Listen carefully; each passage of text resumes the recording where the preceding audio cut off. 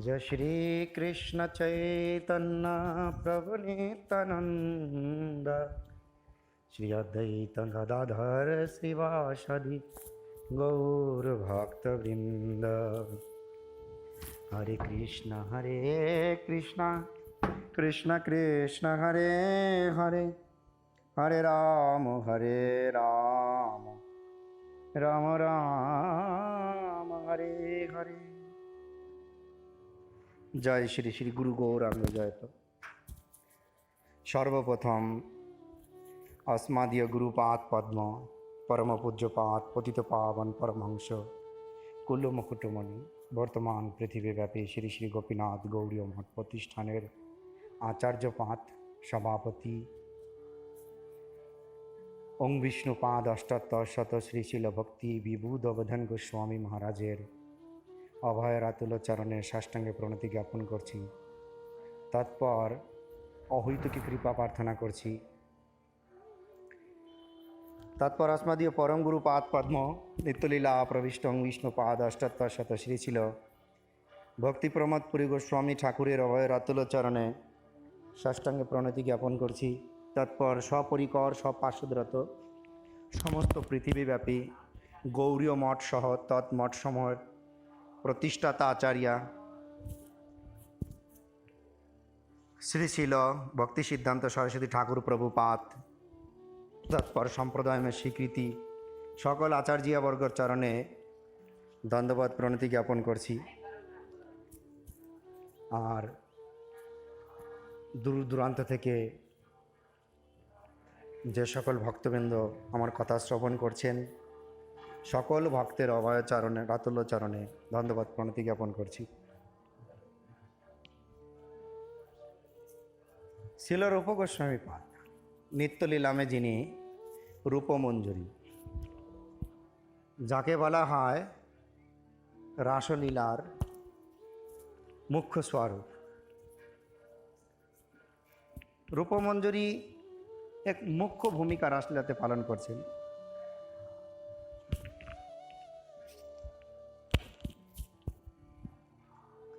শ্রীমতী রাধারানীর অত্যন্ত প্রিয় এই রূপমঞ্জরী কলিযুগে রূপ গোস্বামী পাদ রূপে আবির্ভূত হয়েছেন। রূপ গোস্বামীর মধ্য দিয়ে শ্রীকৃষ্ণ চৈতন্য মহাপ্রভু আমাদেরকে যে শিক্ষা দিচ্ছেন, আজ সেই সম্পর্কে আমি কিছু আলোচনা করতে যাচ্ছি। যখন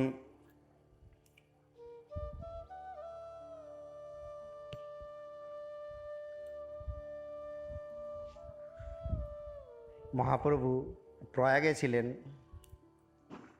তখন রূপ গোস্বামী পাদকে প্রয়াগের দশাশ্বমেধ ঘাটে যে শিক্ষা প্রদান করেছিলেন, সেই শিক্ষাটি এমন: জলজ নবলক্ষাণি স্থাবর লক্ষবিংশতি ক্রিমায় রুদ্র সংখ্যাকাঃ পক্ষিণাম দশলক্ষকম ত্রিংশলক্ষাণি পশুবঃ চতুর্লক্ষাণি মানুষাঃ। বিষ্ণু পুরাণ বলছেন,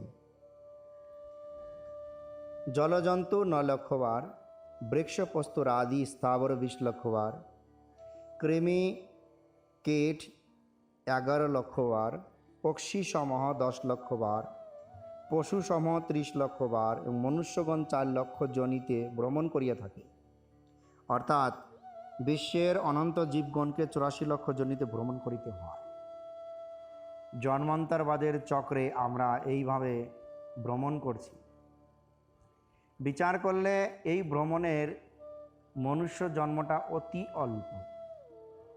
দেখুন, পশু হতে হয় 30 লক্ষ বার, পোকামাকড় পাখি হতে হয় 10 লক্ষ বার, পোকামাকড় হতে হচ্ছে 11 লক্ষ বার, আর গাছ গাছালি পাথর এগুলো হতে হচ্ছে 20 লক্ষ বার, জলের পোকামাকড় হতে হচ্ছে, জলের জন্তু হতে হচ্ছে 9 লক্ষ বার, কিন্তু মানুষ মাত্র 4 লক্ষ বার।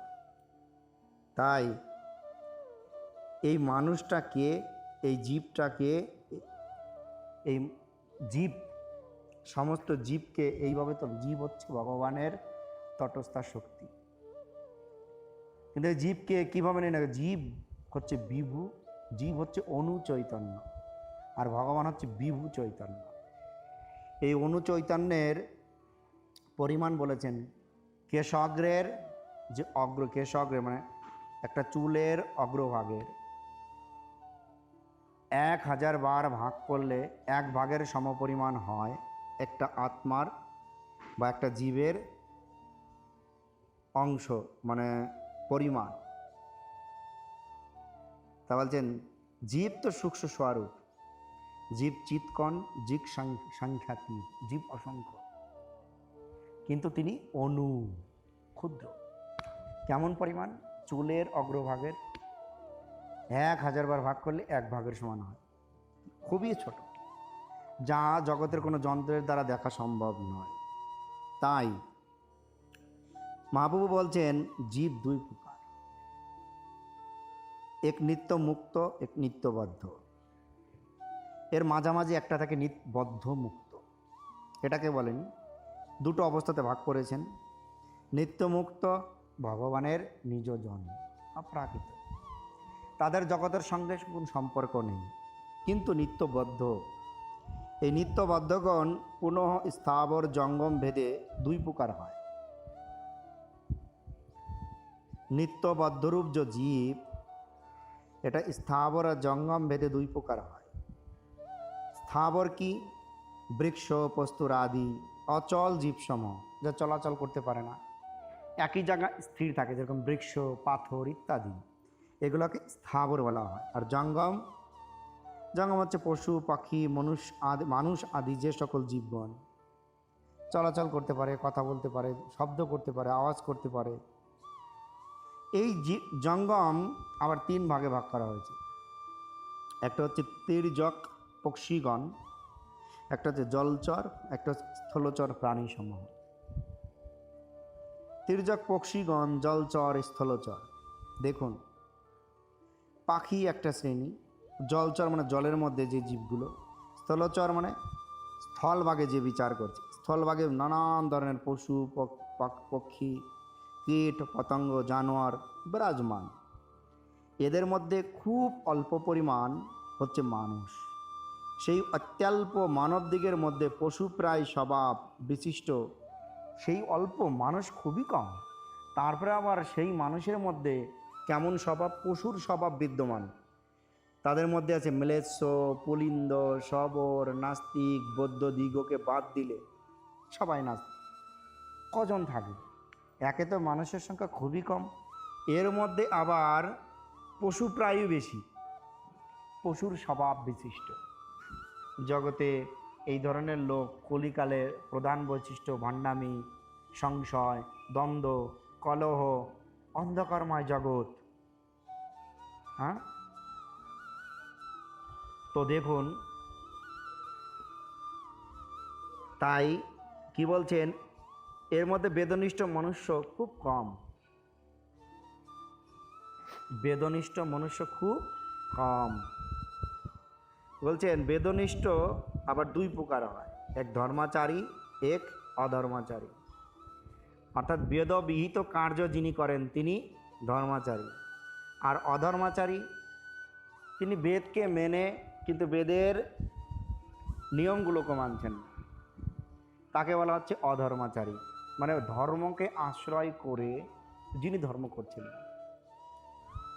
বেদকে মানছেন কিন্তু অধর্মকে আশ্রয় করে আছেন, আবার বেদকে মানছেন এবং বেদের সমস্ত নিয়ম নীতি পালন করছেন। তা বেদ আমাদের আদি ধর্মগ্রন্থ, ঠিক আছে, শাস্ত্রে বলেছেন ধর্মস্য তত্ত্বায়াম নিহিতম গুহায়াম, ধর্মের তত্ত্ব অতি গূঢ়, ধর্মের তত্ত্ব খুবই গোপন, এটা খুঁজে বের করা খুবই দুরূহ ব্যাপার, এটা একমাত্র মহাজন যেন গত সপন্ত, মহাজন বর্গের দ্বারাই সম্ভব যে এটাকে খুঁজে বের করতে পারবে।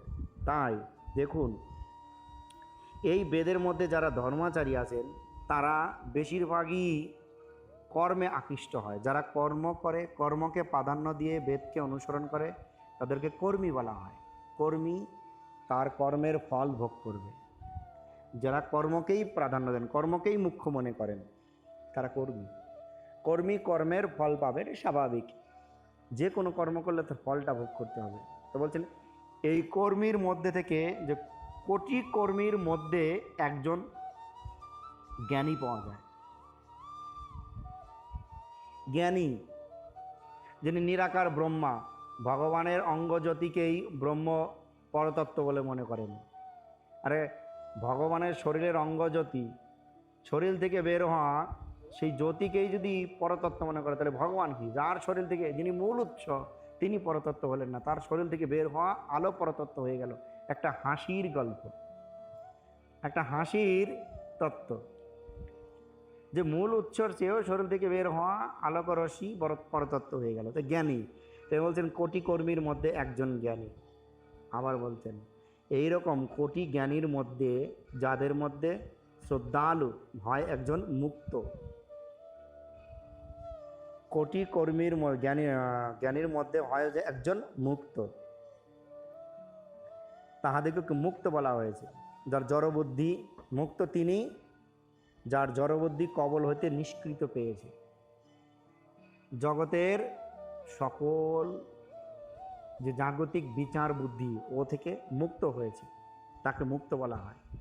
মানে এইরকম কোটি মুক্তের মধ্যে একজন শ্রদ্ধালু, কৃষ্ণ ভজনে প্রবৃত্তই তিনি কৃষ্ণ ভক্ত। এরকম কোটি মুক্তর মধ্যে একজন কৃষ্ণ ভক্ত পাওয়া যায়, কিন্তু এই কৃষ্ণ ভক্ত বড়ই দুর্লভ। মুক্ত পর্যন্ত সকলেরই কামনা আছে। মুক্ত, যিনি জাগতিক বিষয় বাসনা থেকে নিষ্কৃতি পেয়েছে, তার আগ পর্যন্ত সকলেরই কামনা আছে। তাই এখানে মুক্ত হবার পরেই যেহেতু কৃষ্ণ ভক্ত হওয়া যায়, তাই বলছেন কৃষ্ণ ভক্তের কামনা নাই। তাই শাস্ত্রে বলেছেন কৃষ্ণ ভক্ত নিষ্কাম, অতএব শান্ত, ভক্তি মুক্তি সিদ্ধিকামী সকলই অশান্ত। জীবগণ আপন আপন কর্মসূত্রে ব্রহ্মাণ্ডে নানা জনিতে ভ্রমণ করিতেছেন, স্বাভাবিক। দেখুন তার মধ্যে ভক্তি উপযোগী সুকৃতিরূপ ভাগ্যোদয় হয়। যাহার ভক্তি উদয় উপযোগী সুকৃতিগণ ভাগ্যোদয় হয়, তিনি গুরুকৃষ্ণ প্রসাদে এক ভক্তিলতার বীজ যে শ্রদ্ধা লাভ করেন, সেই বীজ পাইবা মাত্র মালি স্বরূপ হইয়া নিজে হৃদয় ক্ষেত্রে তাহা বপন করেন। আমি মালি, গুরুদেব আমাকে একটা ভক্তিলতার বীজ প্রদান করলেন, তা আমার হৃদয় নামক জমিতে সেটা আমি রোপণ করলাম। বীজ রোপিত হইয়া অঙ্কুরিত হইতে হইতে ভগবত কথা ভক্ত কথা শ্রবণ কীর্তনরূপ জলে সেই ক্ষেতের সেচন করেন। ভক্তিলতা হইয়া বৃদ্ধিপ্রাপ্ত হইতে হইতে এই মালিক ব্রহ্মাণ্ড ভেদ করিয়া বিরজা, যে লতা, এই লতা ভেদ করিয়া বিরজা ভেদ করল, জ্যোতির্ময়ে ব্রহ্মলোক ভেদ করল, তার পরব্রহ্মে স্থান প্রাপ্ত হয়। সেই ব্রহ্মলতা বৃদ্ধি প্রাপ্ত হইয়া তদুপরি গোলক বৃন্দাবন পর্যন্ত গমন করল। গোলক বৃন্দাবনে যিনি কৃষ্ণ আছেন, সেই কৃষ্ণের চরণরূপ, কৃষ্ণের চরণকে বলা হয়েছে কল্পবৃক্ষ, একটা বৃক্ষের ন্যায় কল্পবৃক্ষ, যেখানে গেলে সকল বাঞ্ছা আপনা আপনি পূর্ণ হয়, চিন্তন কর নেই। কল্পবৃক্ষ মানে যেখানে চিন্তা করলেই ফল পাওয়া যায়। তাই কৃষ্ণরূপ চরণ কল্পবৃক্ষে তিনি পৌঁছে গেলেন এবং সেখানে আশ্রয় গ্রহণ করলেন। তাই বলছেন কৃষ্ণ চরণারূঢ় ভক্তিলতাকেই প্রেম ফল বলে।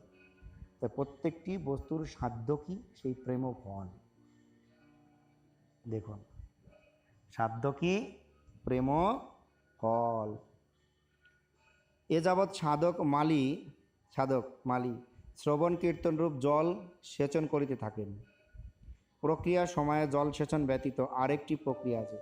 শুধু গাছে জল দিলে কি হবে? জলের সঙ্গে সঙ্গে গাছের অনন্য পরিচর্যাও করা দরকার। কিরকম?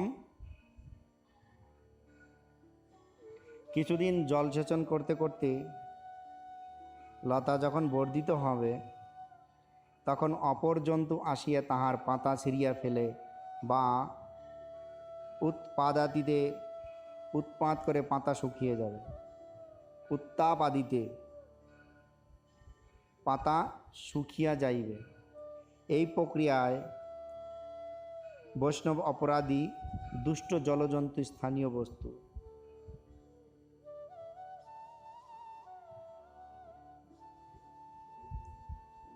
দেখুন, সেই বৈষ্ণব অপরাধী মত্ত হস্তির ন্যায় ওই সমস্ত ক্ষতি করে।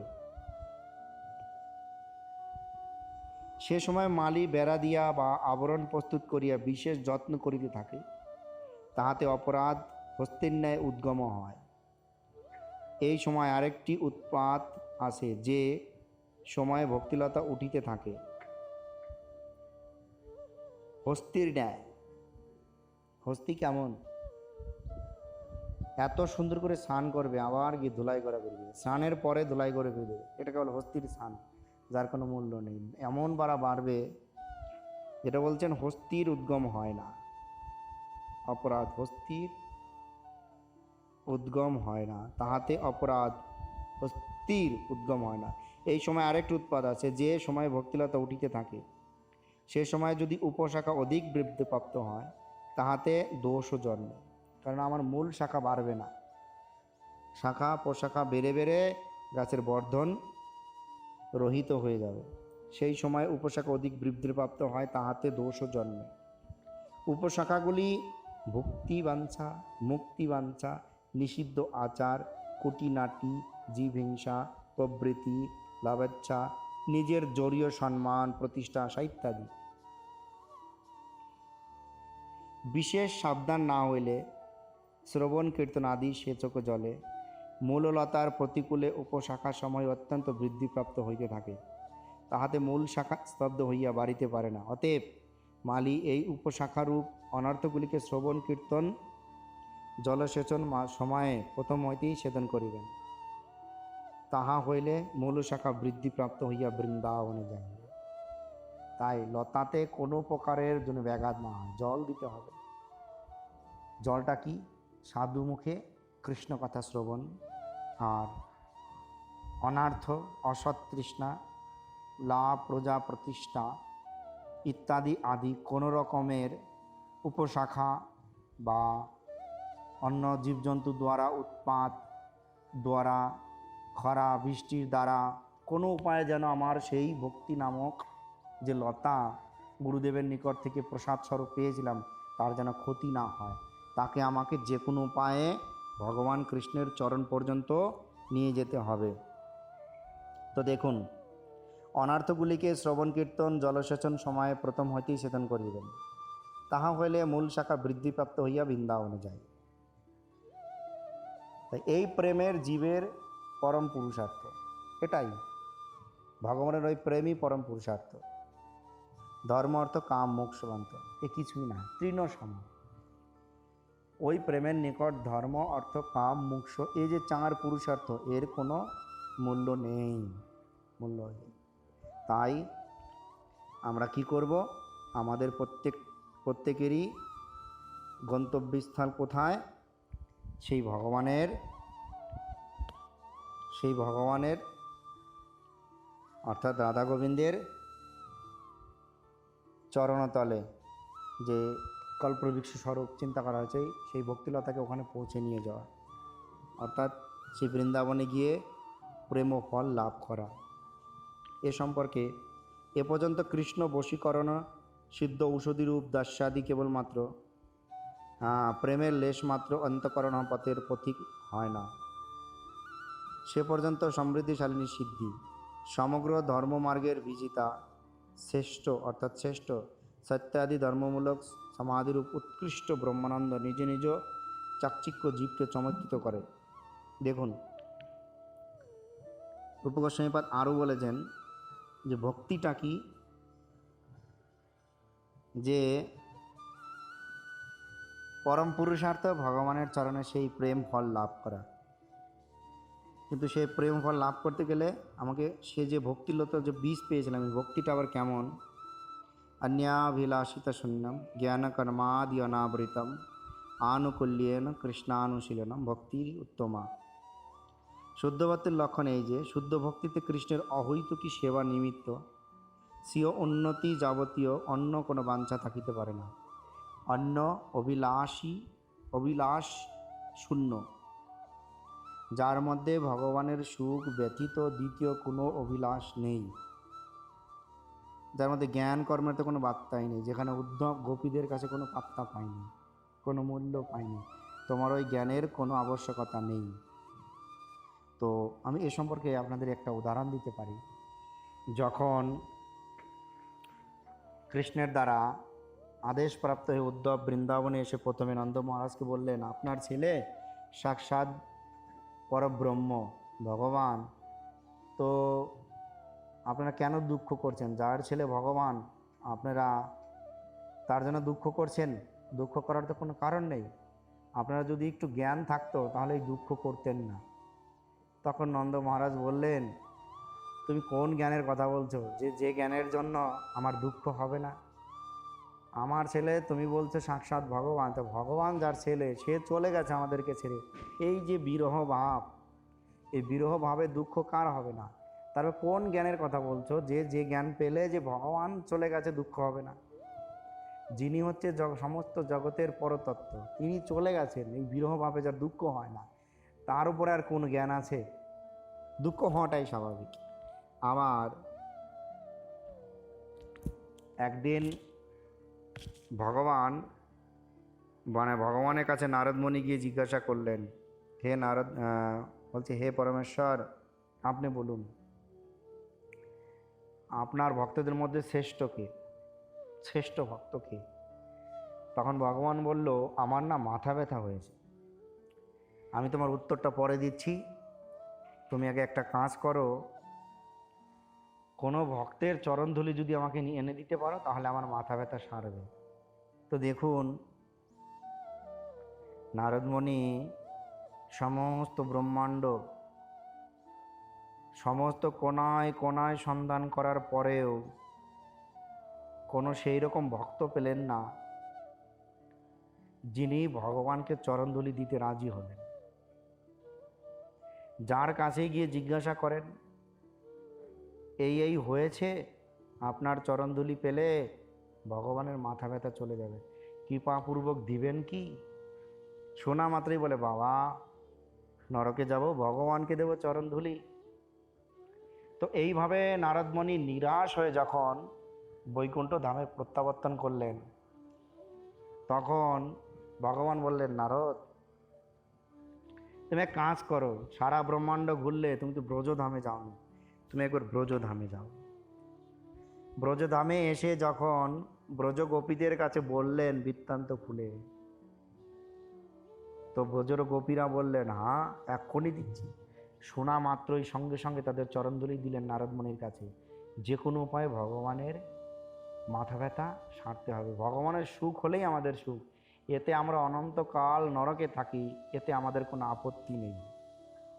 তো দেখুন, নারদমণি যখন সেই চরণধূলি নিয়ে ভগবানের নিকট গেলেন, ভগবান বললেন, কোথা থেকে আনলে?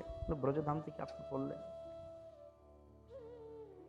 তখন বললেন, ভগবান তখন বললেন, নারদ তুমিও তো আমার ভক্ত, তুমি তো দিতে পারতে, তুমি কেন দিলে না? কেননা তোমার চিন্তায় সেই ভাবই আসেনি যে আমাকে সুখ দেবার। তা আমার পরাকাষ্ঠা সুখ একমাত্র ব্রজ গোপীরাই দিতে পারে।